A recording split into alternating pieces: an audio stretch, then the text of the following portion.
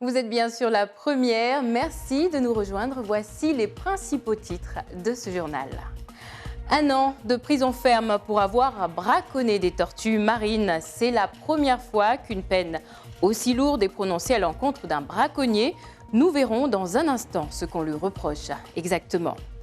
Nous parlerons aussi de cette plainte déposée à l'encontre d'un officier de la police aux frontières.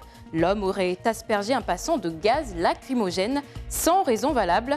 Brûlée par le produit, la victime a décidé de mener l'affaire en justice. Mais du côté de la PAF, on a une toute autre version de l'histoire.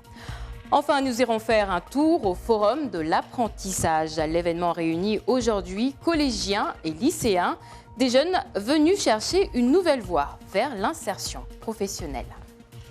Voilà pour les titres. Bonsoir à tous. Ils ont été pris la main dans le sac. 2 braconniers, dont un agent du département chargé de protéger les tortues marines, viennent d'être lourdement condamnés par la justice. 12 mois de prison ferme pour l'agent, 6 mois avec sursis et 180 heures de travail d'intérêt général pour son complice. Jeudi soir, ils ont été surpris en train de découper des tortues vertes sur la plage de Papani. Plus de précisions avec Shafika Alimkou et Assadir Azafitseno. 12 mois de prison ferme pour l'agent du conseil départemental, 6 mois avec sursis pour son complice et 180 heures de travail d'intérêt général, sans compter les 800 € de dommages et intérêts à verser aux associations Oulanga Nanyamba et One Voice. C'est la sanction donnée aux 2 braconniers, une peine rendue possible grâce au travail des enquêteurs sur le terrain. Les 2 personnes ont fait mine donc de se promener donc sur la plage en regardant un petit peu les tortues. Et puis donc à un moment donné, ils sont déployés chacun sur une tortue et puis ils ont retourné, découpé les tortues, mis toute la viande donc dans les pirogues. Depuis le 1er janvier 2019, à peu près 70 tortues ont été braconnées sur Petite Terre, dont une cinquantaine rien que sur la plage de Papani. J'ai bien peur que ce soit une pratique qui soit ancré chez un certain nombre de personnes dans la population mahoraise. Les cas de braconnage sont quelque part en augmentation et non pas en diminution, malgré la pression qui est faite et en police judiciaire et le travail qui est fourni aussi par les associations dans le cadre de la sensibilisation. Des pratiques ancrées chez certaines personnes que les associations combattent avec fermeté en coordonnant leurs forces. Hier, c'était le 2e procès de l'année 2019 sur des actions de braconnage. Le suspect est comparu libre devant le tribunal, il est ressorti avec 1 an de prison ferme. Donc c'est une réponse qui est assez forte de la justice. Ce n'était pas le cas lors des précédents procès. J'espère que ça va dissuader et maintenant que ça va faire le tour. Quand on braconne de la tortue, on va en prison. Du côté du conseil départemental, plus exactement des responsables chargés des équipes de garde sur les plages, ils tiennent à souligner que l'agent condamné n'est pas un fonctionnaire titulaire, mais un contrat d'insertion, ce qui ne minimise en rien son acte. Et on vient d'apprendre que le second larron, le complice de l'agent, est lui aussi parti vers Magicavo après avoir aujourd'hui dégradé les biens d'un particulier. Il a été emprisonné. Les urgentistes du centre hospitalier de Mayotte ont cessé le travail durant 5 minutes. C'était aujourd'hui à la mi-journée, un acte symbolique pour dénoncer une dégradation des conditions de travail et d'accueil des patients. Ce débrayage suivi dans plusieurs autres hôpitaux répond à l'appel lancé par le syndicat national SAMU Urgences de France.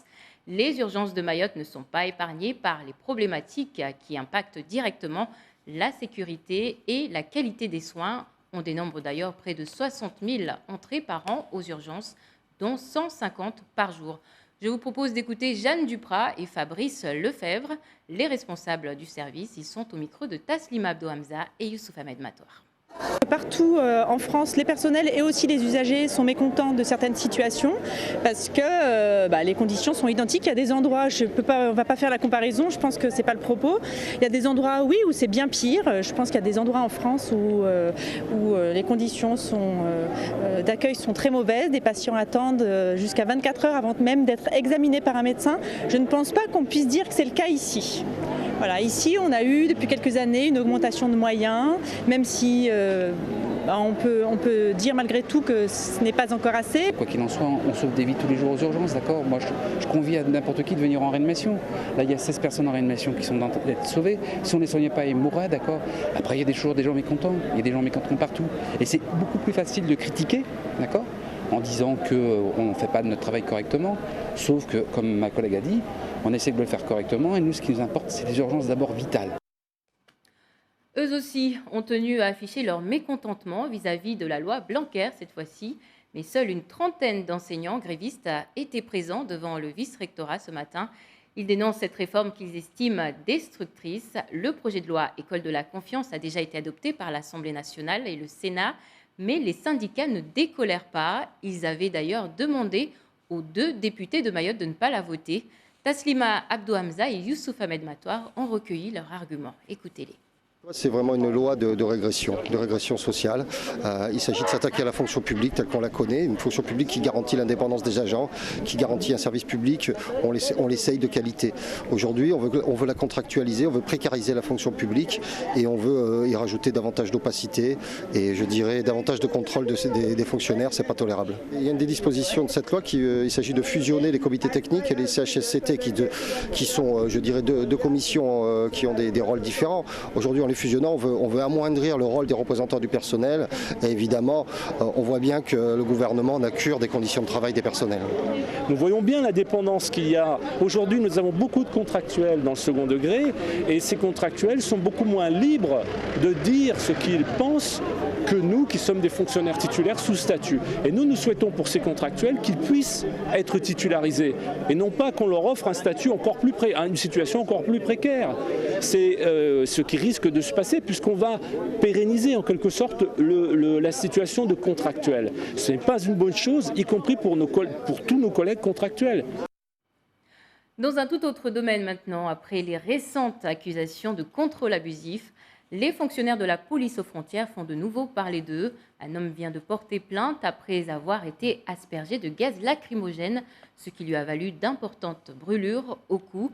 Les faits se sont déroulés à Majicavo, Dubaï, il y a près de 2 semaines, lors d'un contrôle d'identité, mais sa version diverge totalement de celle de la police. Yasmine Jafar, Maolida Bouanaeri et Atoumani Simba. C'était le 12 mai 2019, vers 13-14 heures comme ça. J'allais sur la montée, là, juste dans le magasin chez Télé, là-bas, pour acheter quelque chose. Du coup, en arrivant à hauteur du policier, je lui ai demandé pardon pour pouvoir passer. Il m'a poussé violemment. Je lui ai dit pourquoi vous m'avez poussé, qu'est-ce que je vous ai fait. Là, il m'a répondu tu vas faire quoi hein? Tu vas faire quoi à 2 reprises, la deuxième reprise qu'il a dit ça, il a sorti quelque chose, un bonbonne de son côté, il m'a aspergé ça. Heureusement que j'ai pu avoir le réflexe au moment que j'ai vu qu'il a monté son bonbonne comme ça, tourné la tête comme ça. C'est une altercation qui marquera à jamais Abdoul Wahid. Mais sa version des faits est complètement différente de celle des fonctionnaires de police aux frontières. Ce jour-là, ils auraient interpellé plusieurs clandestins et se sont retrouvés bloqués dans les embouteillages. Un individu vient à eux. Il se met devant la voiture et dit je me mets face au véhicule. Donc il empêche les véhicules de police de quitter la zone Majicavo Dubaï.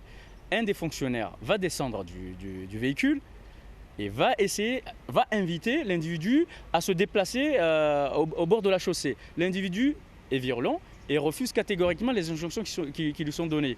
Les fonctionnaires de police s'aperçoivent qu'il y a de plus en plus de monde qui entoure et encercle leur véhicule.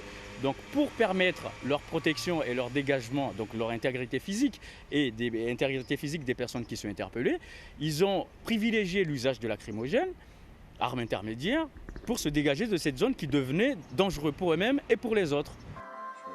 Désormais, c'est la parole d'Abdoul Wahid contre celle de la PAF. La justice tranchera puisque le père de famille vient de porter plainte. Parlons maintenant de cette autre affaire qui concerne la police et qui finalement semble trouver son dénouement. Les maillots jaunes sont de nouveau sur le terrain après avoir déserté les rues de la commune de Mamoudzou pour dénoncer les propos insultants d'un policier à leur égard. Ils ont décidé de reprendre du service pour ne pas laisser la rue aux délinquants. La situation est-elle pour autant revenue à la normale? Élément de réponse, René Lataste, Fahar Hosseini. Les taches jaunes et familières des t-shirts des citoyens volontaires sont réapparues après 15 jours d'absence. Un soulagement unanime pour la population qui, depuis une semaine, subissait à nouveau des agressions. Kayassa Jatsunzu et Passamenti, passage à tabac d'une jeune fille à Cavani, pour ne citer que les plus récentes. Je trouve que c'est bien, comme ils sont revenus, il n'y a pas beaucoup trop de bandits. Comme l'autre fois, quand ils n'étaient pas là, il y avait beaucoup de bandits, on avait peur de se faire racketter ou de se faire battre. Les maillots jaunes n'ont jamais été une mauvaise chose depuis qu'ils sont sur la route. Ils sont là pour protéger la population et enlever les difficultés quotidiennes. Nous, on a repris parce que on voit ce qui se passe dans nos quartiers, dans nos villes. Donc ça a commencé à un peu déborder. Surtout au niveau des jeunes, nous, on est là pour les citoyens. On est là pour défendre que ça se passe bien dans nos quartiers. Donc aujourd'hui, on voit depuis qu'on avait arrêté et là, ça se passe mal. Donc on a décidé de reprendre le boulot parce que de l'émission qu'on nous a donné parce qu'on aime ce qu'on fait, nous. Les maillots jaunes, citoyens volontaires, ont été mis en place il y a 6 mois à Mayotte. Ils sont aujourd'hui 300. Un dispositif créé par une loi en 2007 et qui est déployé déjà dans plusieurs villes de métropole. Les critères sont précis, il faut résider en France depuis au moins 5 ans et avoir l'agrément de la préfecture après une enquête de moralité. Leur engagement sous l'autorité de la sécurité publique est d'1 an renouvelable. Les citoyens volontaires font partie intégrante du dispositif de la police de sécurité du quotidien. On se réjouit donc du retour de ces agents. Indéniablement, les citoyens volontaires participent à l'activité générale et à la sécurisation de la commune. On le voit bien, nous on le ressent également, leur présence est très appréciée. Tous n'étaient pas encore sur le terrain. Ils vont se déployer en totalité dans les jours à venir, dans l'intérêt général. Restons dans le volet sécurité et immigration avec les suites de l'arrivée à Mayotte d'un boutre transportant des Sri Lankais. Les 18 passagers, dont 2 femmes, sont toujours en zone d'attente du côté du centre de rétention. Ils ont passé la nuit sur place. Les procédures administratives ont elles aussi commencé. Angie Rakotondavola. Les 18 Sri Lankais ont tous fait des demandes d'asile selon la préfecture. Elles seront examinées sous la procédure accélérée par l'OFPRA, l'Office français de protection des réfugiés et apatrides, car le Sri Lanka n'est pas considéré comme un pays à risque. Avec cette procédure, l'OFPRA peut statuer très rapidement sur leur sort, obtention ou non du statut de réfugié. Selon la CIMAD, l'association qui accompagne les étrangers dans la défense de leurs droits, les demandeurs déboutés de leur droit d'asile pourront toujours faire appel auprès de la CNDA, la Cour nationale du droit d'asile. Cette même CIMAD, habilitée en zone d'attente pour s'assurer du respect des procédures et de l'application du droit français, a noté que les migrants ont été assistés d'un interprète, le même qui traduit aussi les fonctionnaires. Le capitaine de boutre, considéré comme passeur, fera par ailleurs l'objet d'un traitement judiciaire adapté. Il sera entendu par le procureur de la République et devrait s'expliquer sur l'aide à l'entrée irrégulière sur le territoire. De la cuisine à l'aéronautique en passant par la mécanique ou le bâtiment, à Mayotte, 230 jeunes sont actuellement en apprentissage au sein d'une entreprise et pourtant cette voie vers l'insertion professionnelle reste encore largement méconnue. C'est en partie ce qui explique la tenue de ce premier forum dédié à l'apprentissage à Mamoudzou. C'était toute la journée, place de la République, René Lataste, Géraldine Duy. Une place de la République bondée comme au grand jour de mobilisation. Plusieurs centaines de jeunes collégiens et lycéens pour ce premier forum de l'apprentissage. La preuve qu'il était nécessaire. Tous les acteurs de ce type de formation, centres d'apprentis, établissements publics et d'enseignement, entreprises, conseils départemental, ont répondu à leurs questions. Un forum rendu nécessaire par un manque d'informations sur l'apprentissage. Actuellement, 230 apprentis pour 247 places proposées. Il y a les profs qui nous disent beaucoup de choses et aujourd'hui, on a organisé une sortie pour venir ici et avoir encore plus de formations si on est intéressé pour ça.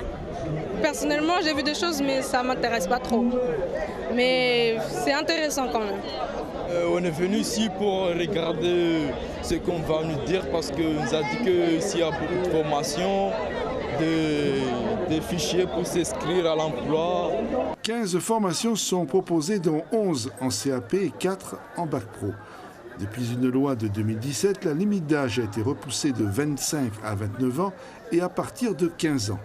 Un choix pour trouver un emploi concret qui débouche souvent sur un contrat. L'apprentissage est une alternative intéressante à la scolarité ordinaire et qui permet pour un certain type d'élèves qui ont envie d'être directement au sein de l'entreprise, d'alterner sur des temps scolaires et des temps en situation concrète afin d'avoir des compétences et d'accéder à leurs souhaits de métier. 7% des jeunes, soit environ 410 000 en France, sont en situation d'apprentissage, 2 fois moins qu'en Allemagne. L'objectif est d'atteindre les 430 000. Mayotte s'intègre dans ce dispositif. C'est une formation qui met en relation un jeune, une entreprise. Et moi j'ai l'habitude de dire que c'est une formule gagnant-gagnant, c'est-à-dire que l'entreprise est gagnante parce qu'elle va accompagner un jeune dans sa formation et peut-être un nouveau salarié à horizon 2 ans ou 3 ans. Et pour le jeune, c'est rentrer dans le monde du travail avec un contrat de travail qui est un contrat d'apprentissage, un salaire et une formation également en centre de formation. Donc on est sur un parcours qui est gagnant-gagnant, un parcours d'excellence pour une intégration dans la vie professionnelle à venir. À la rentrée 2019, 100 places seront ouvertes dans un nouveau CFA, donc Centre de formation des apprentis, en Petite Terre. Je vous laisse maintenant découvrir ces images tournées par notre équipe à Magicavo Dubaï. Un manga en tôle a pris feu ce matin, réduisant en cendres tous les biens d'une famille de 6 personnes. Fort heureusement, le pire a été évité, alors que ces 5 enfants étaient à l'école. La mère de famille se serait endormie en laissant une casserole sur la gazinière. Ses voisins sont intervenus pour stopper l'incendie. Pas de blessés, mais d'importantes difficultés pour accéder à ces quartiers qui n'ont pas permis aux pompiers d'arriver rapidement sur place. Je rappelle que la vigilance est de mise en cette période, particulièrement dans ces quartiers où la proximité des cases favorise les incendies à grande échelle. Dans un tout autre domaine, dans la région, la Grande Comore en deuil. Hier, un accident de bus a fait 6 morts, une vingtaine de blessés. Le drame a eu lieu à Nzaoudze, localité située à côté de Mitsamioli, la capitale du nord de la Grande Comore. Retour sur les faits avec Faiza Soulé et Ibrahim Issouf. Un accident dramatique. Ce 27 mai, un bus transportant une vingtaine de passagers a fait une sortie de route au nord de la Grande Comore aux alentours de 13 h. Le bus a violemment percuté un arbre. 4 passagers meurent sur le coup. Le pays est sous le choc. 2 autres blessés succomberont à leurs blessures à l'hôpital El Marouf, qui est pris d'assaut par de très nombreux badauds inquiets. Des ambulances ont fait plusieurs va-et-vient entre Mitsamioli et Moroni. Abdallah Mouravili, membre de la famille d'une passagère, est revenu sur les circonstances du drame. Il paraît que le chauffeur somnolait. À son réveil, il était surpris. Et le bus est entré en collision avec un arbre, un sang dragon. Plusieurs personnes sont grièvement blessées, dont 2 qui avaient pris place devant avec le conducteur. Ces 2 personnes sont mortes sur le coup. On les a difficilement sorties de la voiture. Actuellement, on compte 6 morts. Le chargé de communication de l'hôpital de référence, Mahmoud Abdallah, a dressé un bilan de l'état des malades ce 28 mai.